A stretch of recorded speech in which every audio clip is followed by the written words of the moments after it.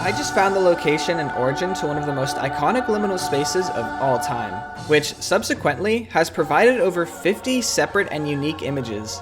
If you're familiar with this image, then you've no doubt seen it posted and edited several times throughout the liminal space community, such as the popular editing style of a liminal space, where an artist may insert their character or multiple characters into a liminal space, something of which even occurred for me regarding this image in one of the earliest fan arts I've ever received.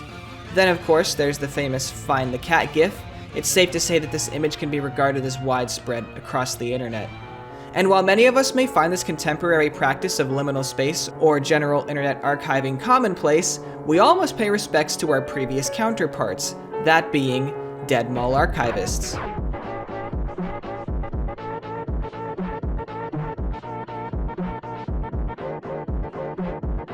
I use the word contemporary specifically, as obviously liminal spaces are a naturally occurring phenomena. They've existed way before our recent semi-long standing obsession. Dead malls, however, is a culture which has specifically spawned through the internet. These individuals are rather dedicated to their craft, providing us with these rare gems of liminal space images, primarily due to the nature of this art form, being that these malls are dead, allowing us to examine these manufactured environments in a way that they're not supposed to normally appear. Their design intention, of course, being to host consumers and individuals as a makeshift assembly location for a local community. So whereas contemporary liminal space examination may highlight a broad spectrum of transitory areas, dead malls specifically focus on malls. That's where we find ourselves today, examining this iconic liminal space image from the demolished dead mall located in New York State, known as Mohawk Mall. The Dead Mall's website provided us multiple customer commentaries of people who attended the mall prior to its demolition, which occurred all the way back in the 2000s, with the land now being used as a less diverse common lifestyle center, in other words, a franchise-based shopping outlet. As you may witness through these images, the mall did have a variety of unique mom-and-pop stores at one time, some of which even protesting the mall's shutdown, which eventually occurred over time due to large box stores and supermarkets competing with the mall's traffic. It is believed, however, that the true nail in the coffin for Mohawk Mall was the competing regional Crossgates Mall, which hosted an additional 1 million square feet compared to Mohawk Mall. So now that we have a background and understanding for the image, as well as a brief history for the Mohawk Mall, we can now properly examine these images with context. So I do hope you enjoyed this investigation into a time previous to ours. Consider showing your support by doing one of the various things other YouTubers compel you to do, such as leaving a comment of your opinion, or even sticking around for the long haul. Without further ado, this is Mohawk Mall. Alright, so this is the website, deadmalls.com. There's over 53 images. We'll just go through it. We have this first image. You can see one of the fountains here, one of the hallways, some skylights. This is basically the style of most of the images of the entire compilation. You get a basic understanding of the architecture of the building, as well as the various elements that are comprised throughout it. It looks like this was actually taken in film, as we can see some film grain is what I believe it's called. One of the only remaining stores to actually have a sign, but as you can see, most, if not all, the stores are closed. At this point, I know for a fact that more than 50% of the mall was actually closed off.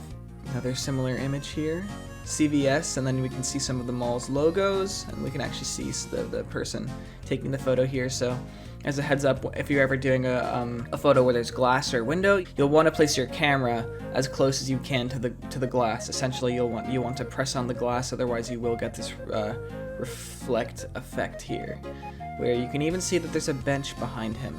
Here's one of the more interesting ones. We can see some very interesting paintings and photography here, and there's even a sign saying that everything is 25% off without a sales tag. And of course it says, Gallery 44 will remain open until demolition begins. Mall owners will give us 30 days notice before demolition begins. As of today, we have not received a notice, therefore we will be here for at least 30 days. And you gotta love that. You just gotta love that. Here we have a more open shot of one of the main hallways, I'm assuming. It looks like we got some leaks in the ceiling as there's these empty trash cans, and you can kind of see that the carpet is almost wet and kind of deteriorating. This looks like it's more of a closed down area of the mall. Yep, and then as we can see, you can actually see some of the leaking ceiling, as I mentioned or speculated. Now this next image might be a little familiar for everyone.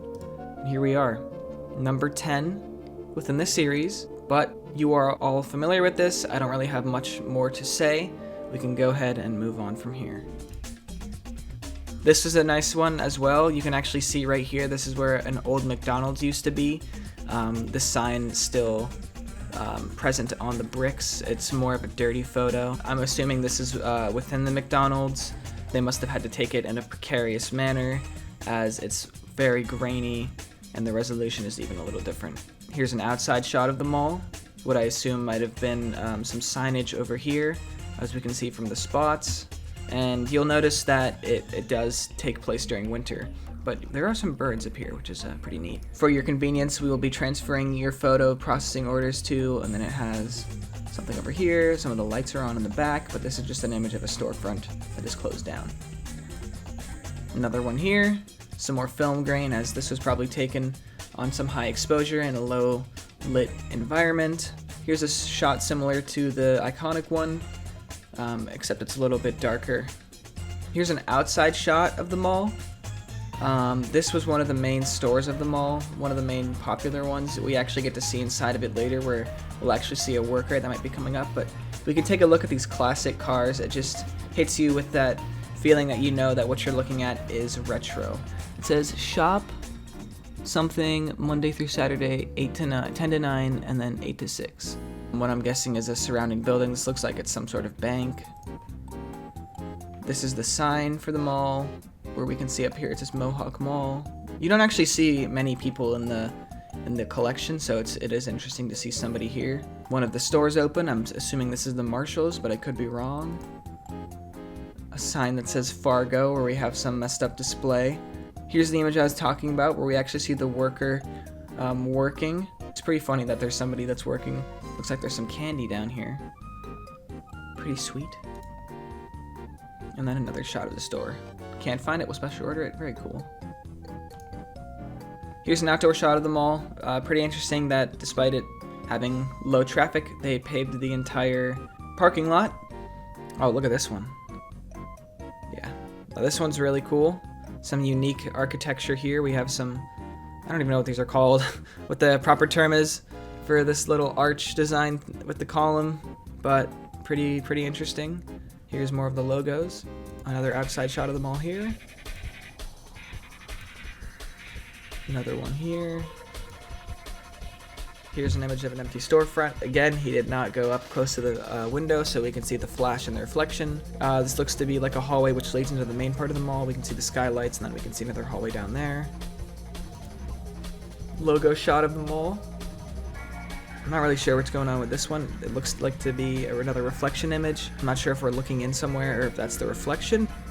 This one's really interesting. It looks like it's got some type of bridge.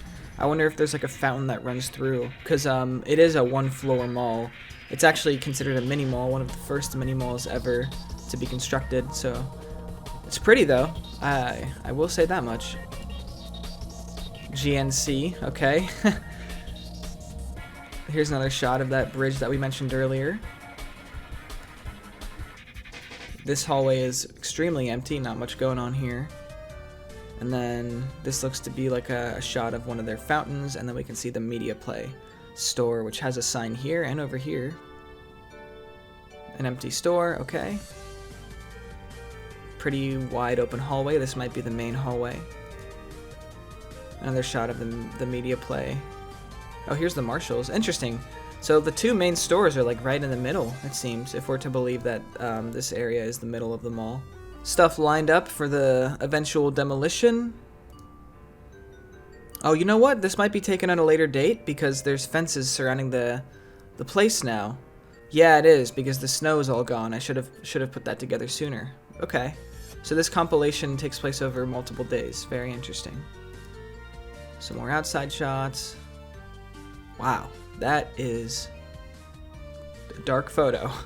That is a dark photo. And then another shot of the main section of the mall, which I guess there's an entrance right here. Or maybe this is the entrance to the Marshalls. I don't know, because there's two Media Play signs. Maybe it's a media play section, and then the Marshalls is like on the other side of the building. And there we have it. Okay, I'm pretty certain this was the property. I don't know. It's honestly hard to tell. But essentially, this is what it looks like now. So we have a Target and a Lowe's and some other franchise stores. There's still a Marshalls there, surprisingly. But yeah, look, see right there, Mohawk Commons. So they tore it down and they put up. It's essentially just franchises. So very cool.